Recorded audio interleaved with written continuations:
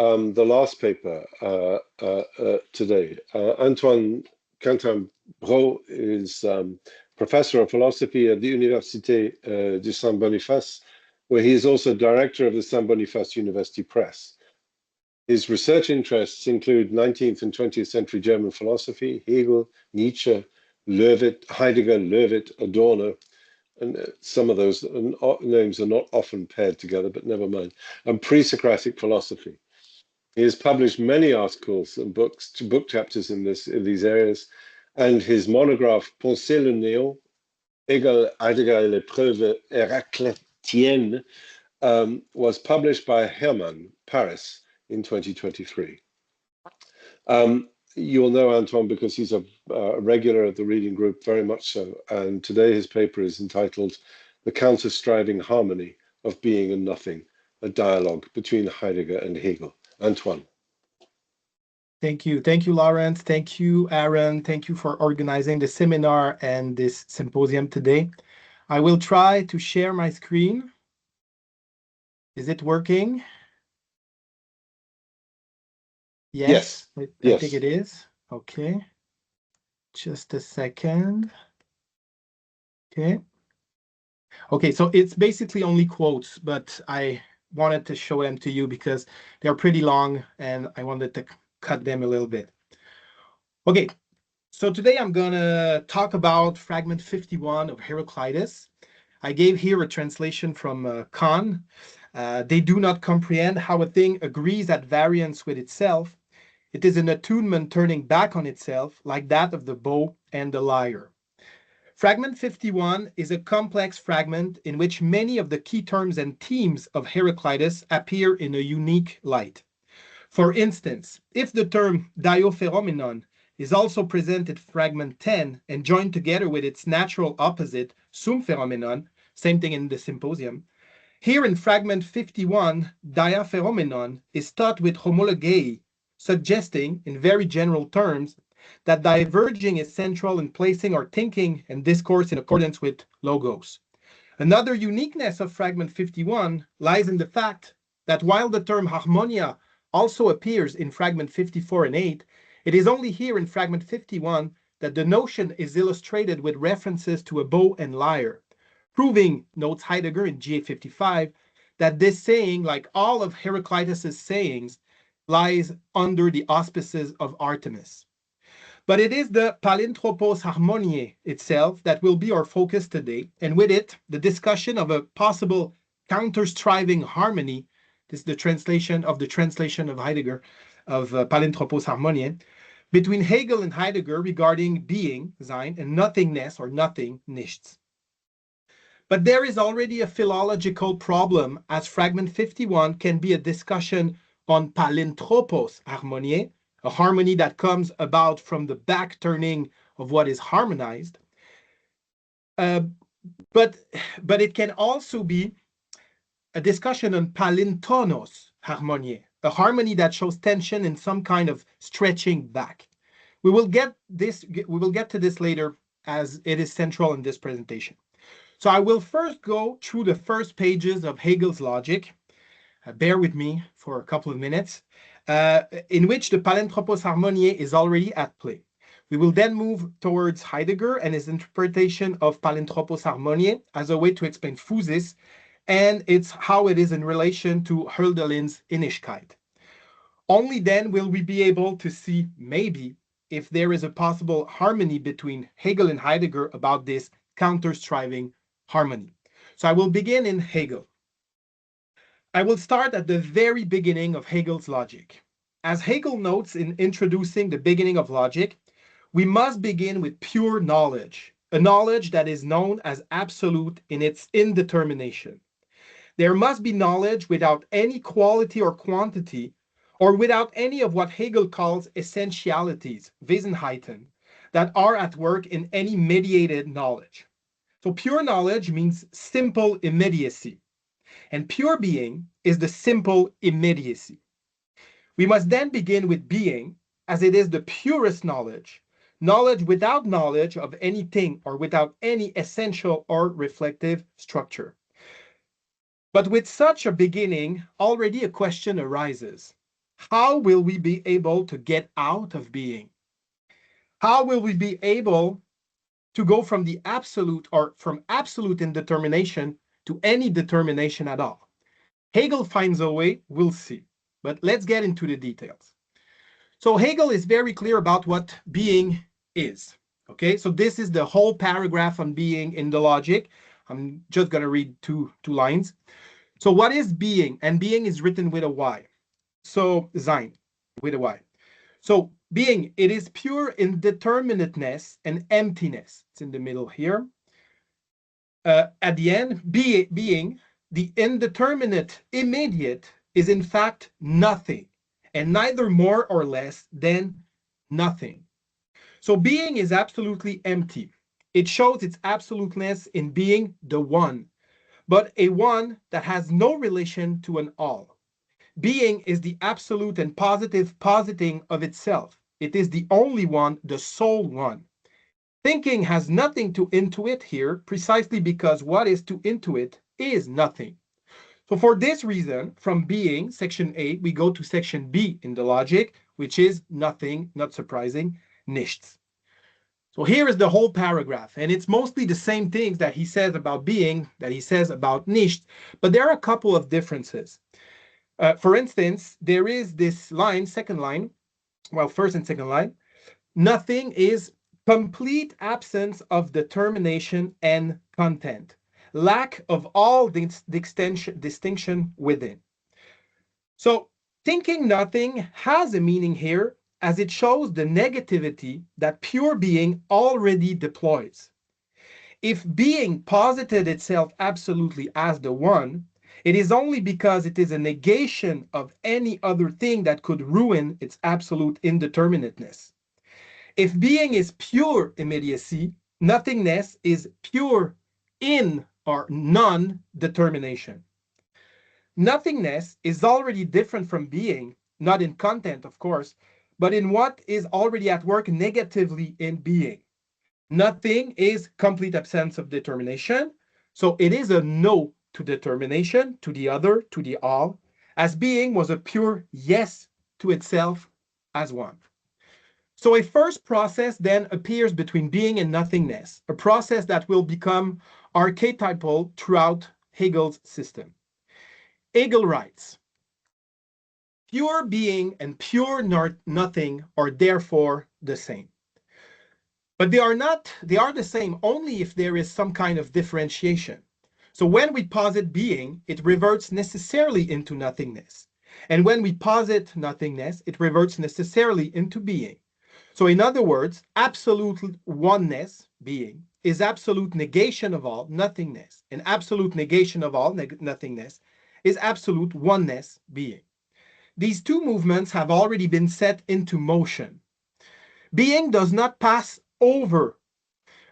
Being does not pass over into nothingness, says Hegel. It says here. It has passed over necessarily into nothingness. So this means that there was never a moment in which the absolute was only being or only nothingness. This proves that the absolute is already a subject, a process, a movement. The absolute was always already becoming, because becoming is the truth between being and nothingness, the sublation of being and nothingness. So being is a harmony, as it only comes with the constant turning back of being from nothingness and turning back of nothingness from being. Both movements turn back on themselves, such that if being were to turn its back to nothingness, it would only find nothingness as its truth. And same thing for nothingness. Becoming, as Hegel writes, okay, this is how the moments are described here. Becoming, as Hegel writes, is a unity comprised of two different moments, coming to be, Entstehen, and ceasing to be, Vergehen. So becoming has two legs, if you will, but legs that have no ground to step on. Coming to be is being turning its back to nothingness, and ceasing to be is nothingness turning its back on being. But again, these two movements form a circle in which coming to be turns back on itself to become ceasing to be, and ceasing to be turns back on itself to become coming to be. There's a lot of turnings in my presentation. Becoming is a circle, or more precisely, two movements working in opposite direction on the same circle. This harmony here, this is what Hegel will write later, is ceaseless unrest. It is, we could say, an ever-burning fire, consuming to be and being to consume. This harmony is a polemical harmony, that is, a harmony that is contradictory, and for this reason, its moments are always moments of back-turning first and then turning back towards each other second. So let's pause here before we move on. Hegel is already, as you can see probably, working out an interpretation of the palenthropos harmoniae. Just an important note here. Hegel did not have access to Heraclitus's fragment 51, and the palenthropos harmoniae does not appear in Hegel's work. However, Plutarch mentions the palenthropos harmoniae at 3 different occasions. In one occasion, he writes palintonos harmoniae instead of palenthropos harmoniae. Hegel, who was a reader of Plutarch, must have combined the palenthropos harmoniae and palintonos harmoniae in his work. And as we have seen from the construction of becoming, Hegel does seem to have both meanings, so palenthropos and palintonos, in mind. Becoming is a palenthropos harmoniae, as being and nothingness are back-turning from each other in their sameness. But it is also a palenthropos harmoniae, palintonos harmoniae, as coming to be and ceasing to be do go back towards each other from their own end. So the ceaseless unrest of becoming shows both harmonies and forms a seemingly closed-off circle. Can this circle still fire an arrow? Or perhaps the arrow has already been shot right under our noses. So let's see how becoming unfolds. Okay, becoming is an absolute unrest. The truth of palenthropos harmoniae is logical strife, pure strife. Hegel writes, okay, this is the overcoming of becoming. The equilibrium in which coming to be and ceasing to be are poised is, in the first place, becoming itself. But this becoming equally collects itself in quiescent unity, ruhige Einheit. Being and nothing are in it only as vanishing. Becoming itself, however, is only by virtue of their being distinguished. Their vanishing is therefore the vanishing of becoming, or the vanishing of the vanishing itself. Becoming is a ceaseless unrest that collapses into a quiescent result. This is surprising. So why becoming must come to the positive unity of what Hegel calls Dasein? Because this quiescent result is Dasein in the logic. So why must be the pacifying yes of being be posited as the sublation of becoming? We must understand, therefore, that becoming had already shot an arrow to lift itself up into quiescence. Or in other words, becoming had posited itself as bound to sublation. It was, in a way, already sublated from its inception. If becoming were the last word of the absolute, it would mark the absolutization of nothing. But if becoming is the unity of being and nothingness, then it must go back to being there, Dasein. To put it in simple words, Hegel has seen in the palinthropos or palintonos harmony of Heraclitus an infinite harmony and not a spurious or negative infinite circle. If we do want to represent this interpretation of the palinthropos or palintonos harmoniae, okay, so this is an oversimplification, but I feel that this could maybe give an image and help with understanding what is at work here. So maybe the Sein with the Y of Hegel, maybe we should turn the Y upside down.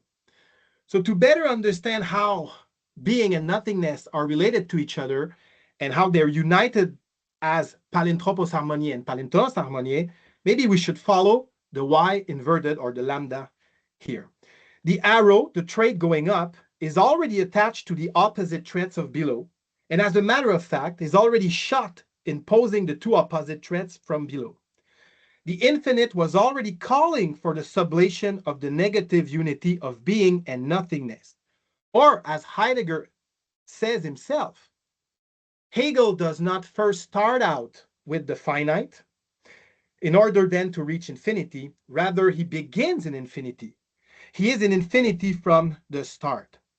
This means that Dasein, as first quiescent unity, must be infinite as well, or at least produce infinity from within. Dasein is a determinate becoming out of which arises infinity. So, enough with Hegel. Let's turn to Heidegger now. Heidegger, on the other hand, is situated in the finite. Therefore, his interpretation of the palinthropos harmoniae will stand most probably in contradiction with that of Hegel's. So in GA39, in brackets, okay, so this is the fragment 51 in GA39. In brackets, immediately following his translation of fragment 51, so the last brackets at the end, he states, where the ends that stretch apart are tensed together, a tension which, however, first makes possible precisely the release of the arrow and the resonances of the strings, that is, being with a Y, sein with a Y. Sein here is a release or a resonance, a movement in which tensions are not resolved, but precisely stay in play to ensure the continuity of this particular movement. Or in other words, being with a Y is the joining together and tensing of the opposites that are finite in their relation to the other. So here, kind of to give an idea, so in Heidegger, we start here with the bow and its tensing. We do not, as in Hegel, construct a bow to justify the arrow that has already been shot. A note first on the text of fragment 51 in Heidegger. So from what I could see, maybe I'm wrong, but from what I can see, the fragment 51 only appears in Greek at two different occasions. So in GA39 here and in GA55. The fragment appears in two different forms. Okay, so this is GA39. This is GA55. So in GA55, Heidegger gives palintonos instead of palinthropos, and gives also sumferetai instead of homologei, but we will not discuss this here. So Heidegger knows that he's working with palinthropos and palintonos both together. So Heidegger immediately specifies in GA55, instead of palintonos, which is used above, palinthropos is sometimes also used. It should be pointed out that the jointure in itself is, as the same time, both the turning away from one another into relaxed untensing, and the turning back toward in the sense of the tensing of what turns itself towards untensing. Heidegger here explains that both meanings are at play. Palintonos, as in the bow, is the tensing which comes when both ends of the bow are stretched in opposite direction towards each other. And palinthropos is the turning away from one another, which does not always come with tension. Heidegger suggests that the result of the tensing is the untensing. I'm quoting, letting move apart into untensing belongs to harmonia. This could maybe be misinterpreted as Hegelian, because the infinite is, in a way, an untensing of contradiction, but only in a way. But in Heidegger, this double movement of turning away and turning back is the expression of the finite. Turning away and turning back are the true relationship between Dasein, Sein, and Nichts, a relationship expressed in Sein with a Y. The untensing does not mean separating the opposites, rather for each opposite to let the other one be and be in relationship of sameness. So in GA55, Heidegger clearly states that harmonia is the essence of phusis.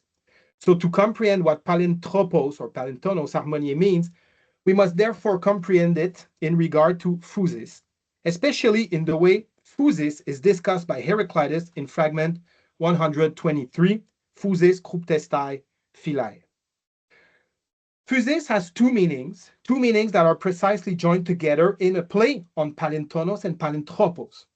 So I'm quoting, Physis names at once emerging in distinction to submerging, that is, physis in relation to Krupptestai, and also names the unified essence of the jointure of physis and Krupptestai.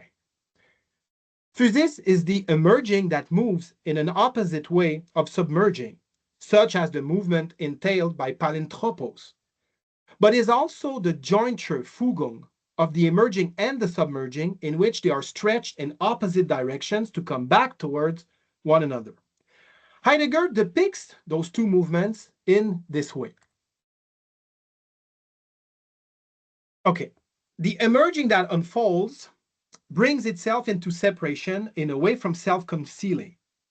Emerging thereby appears to move away from submerging, and is thus determined by a closing together and a self-closing, just as the one end of the relaxed bow springs away from the other so that the curvature of the bow and the bow itself disappears.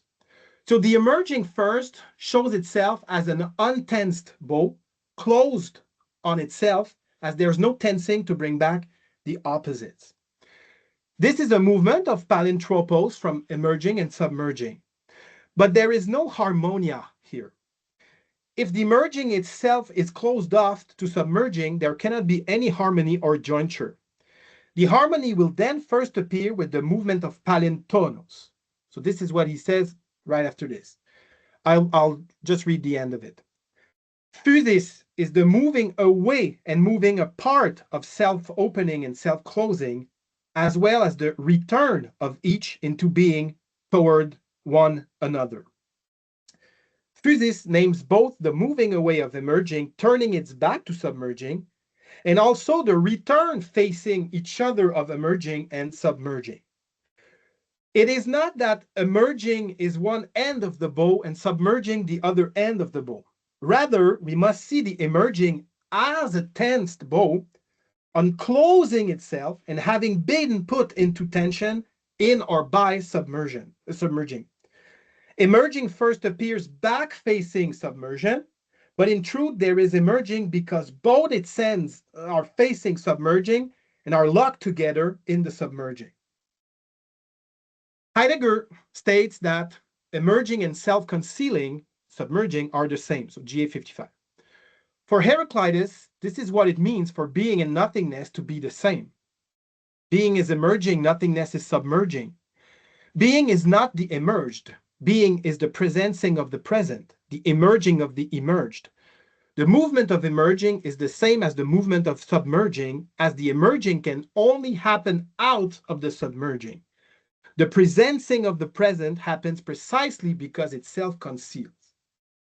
But how are submerging and emerging truly in relation to each other? So we had already the answer with fragment 123. Physis names philae, the favor, the gunst, of the bestowal of essence in which the two are joined themselves together into their essence. This favor precisely concerns emerging and submerging. This relation here in fragment 123 between the emerging and the submerging is not a tense one. Their harmony is one of love or philine. They let each other be as they need the other to be what they are. They move away from one another, turning their back to one another, not as in anger, but rather as having each other's back in an authentic and finite way. This is what palinthropos harmoniae means here. The jointure of being and nothingness going in opposite directions, but only because they need to go in opposite direction to be what they are in essence. The palinthropos harmoniae grounds the palintonos harmoniae. If submerging can tense the emerging so that it can let an epoch emerge, it is because, first and foremost, submerging and emerging are joined lovingly back-turning to each other. So what word then can express this jointure between being and nothingness? What word is fitted to say both at the same time? The palintonos harmoniae of emerging as a bow having been tensed into submerging, and also the palinthropos harmoniae of the favor that accords in their respective essence, being and nothingness. So GA 39 had already given the answer. Sein with a Y, with a Y. So here, just to put things in perspective, if Hegel's Y was upside down. Here, the Y is in the correct direction.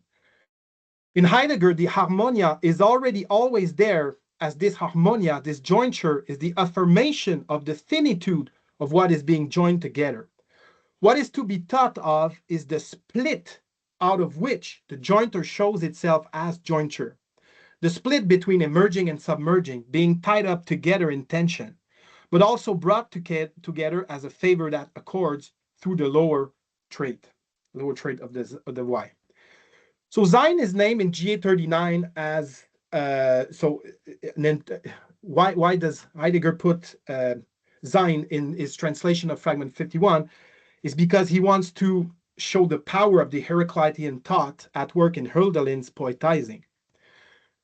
So this we discussed this in the group. I'm not going to read it all, just maybe at the end, the middle. Opening up the conflicting parties proper opens up the harmony. It places the conflicting powers into their limits in each case. So the harmonia is with tension. It is palintonos harmonie. But this harmonia is not a destructive tension because being and nothingness favor one another to delimit their own essence, palintropos harmonie. This is what is at stake with the Innigkeit in Hölderlin. Innigkeit, seen more clearly here in the Greek that are named the innige Volk, is for Hölderlin an attuned knowing standing within that sustains the essential conflicts of that which, in being opposed, possesses an original unity, the harmoniously opposed. End quote. With Innigkeit, Hölderlin steps into the jointure of what is most opposed and endures this most essential conflict of being with a Y. Innigkeit is the supreme force of Dasein, says Heidegger, as Dasein is only present from the supreme jointure and tensing of emerging and submerging. Hölderlin thinks Heraclitus anew and from out of the conceptual movement of his own thinking, contrary to Hegel, who dives into the thinking of Heraclitus only to come out unscathed, as he was already standing on the ground of the infinite or the absolute. Heidegger, a well-known passage, has said this in Introduction to Metaphysics. Each of the two friends, Hegel and Hölderlin, stands under the great and fruitful spell of Heraclitus in his own way, with the difference that Hegel looks backwards and closes off, while Hölderlin gazes forward and opens up.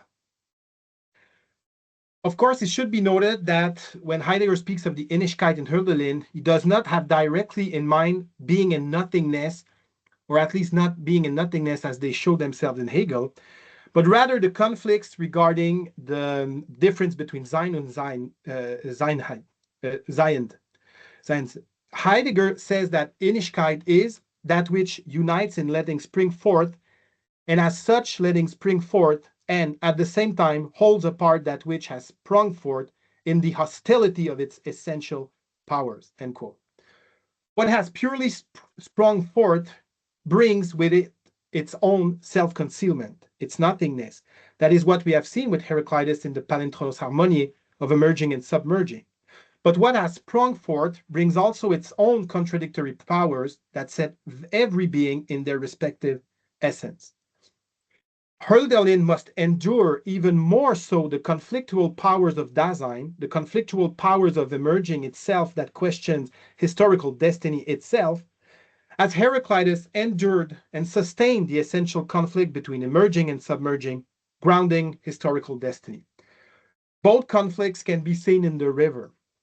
The river breaking from its original course reveals a counter-willing. With this counter-willing, a counter-willing to this counter-willing, as the river wants to go back to its origin. The river opposes itself to itself, and while doing so, goes back towards itself and to its origin, a palintonos harmonie. But the origin tolerates this diversion of the river from its original course, favors this breaking as the essential destination of the river, a palintropos harmonie. Hegel depicts both harmonies here, talking about the river. Just maybe the end. Being as destiny is marked by surviving this rupture and willing to return from out of this into the origin, being here as the joining of the essential conflicts of what has sprung forth, releases an arrow that can and will deviate from its original impulse. And in this deviation, will show its original impulse and will try to go back to this origin. So I will try to conclude now. I don't know what time is it, but it's probably late. Okay. Okay. So you have about 3 minutes, Antoine. Perfect. Perfect. Right, it's the conclusion. So that's perfect. Okay. So we have seen how both palinthropos harmoniae and palintonos harmoniae play an important role in Hegel and Heidegger's understanding of the relationship between being and nothingness. But these understandings are different, opposed, to be precise, or at least at first glance. Hegel moves from the palinthropos harmoniae to the more negatively charged palintonos harmoniae of coming to be and ceasing to be, in order to show that this harmonia can result in a positive and quiescent result, a first form of the true infinite Dasein.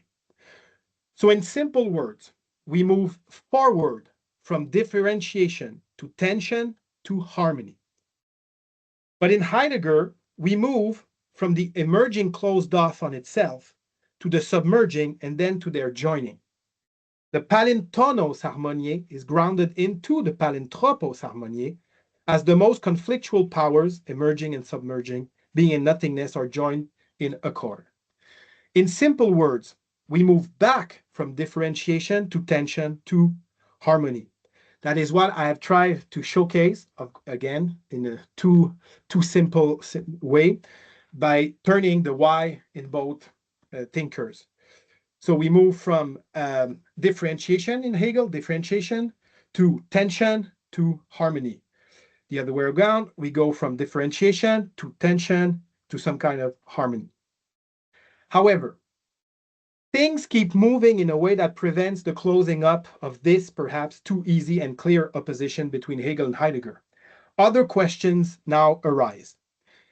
Is the favor of the bestowal of essence not also a quiescent in unity? Could it go back to this quiescent unity that Heidegger talked about? Is the coming back from the rupture into the origin a desire and a need for quiescent unity, or a longing for some infinite chora? And another important question for Hegel now, is Hegel only a thinker of forwardness, as we have presented here, a forwardness called for by the infinite? Because Heidegger in his logic says this: it must be admitted that it is an essential consideration, one which will be found elaborated again within the logic itself, that progression is a retreat to the ground, to the origin and the truth on which that with which the beginning was made and from which it is in fact produced depends. So is moving forward in Hegel not also a coming back into the origin, just as in maybe in Heidegger? And could this be not so much be the affirmation of infinity, but the fact that the infinite is absolutely linked to the finite, such as in a palinthropos harmoniae? So I'll conclude really with two remarks. If there are turnings of the Y, let's say the turning of the Ys from Hegel to Heidegger, it must be because there are turnings in the Innigkeit itself. In the Innigkeit are held apart and together the infinite and the finite, and they are turning on themselves. Okay, so we could see Hegel as a counter-willing rupture of the river, a rupture from the finitude that was still present in metaphysics prior, and Heidegger the coming back from this rupture, a coming back that points to the origin, a looking back with Hölderlin in preparation of a new epoch. But this is too linear. So second remark, we have to see that there are turnings in the thoughts of Hegel and of Heidegger. The turnings of the Y, to simplify, happen already in Hegel and in Heidegger. In other words, there are already tensed and untensed harmonies at work in both Hegel and Heidegger concerning the infinite and the finite. In this way, we should not see Heidegger as having resolved or turned away from Hegel or having bullied Hegel, let's say. Rather, we should see both as wrestling still with the same issue, the palinthropos harmoniae of the infinite and the finite, located here in being and nothingness. In this same Innigkeit, Hegel and Heidegger are back-turning to each other, but are also back-turning on themselves about being and nothingness. I'll conclude it. Okay, done. Thank you. Thank you very much indeed. Thank you very much, Antoine.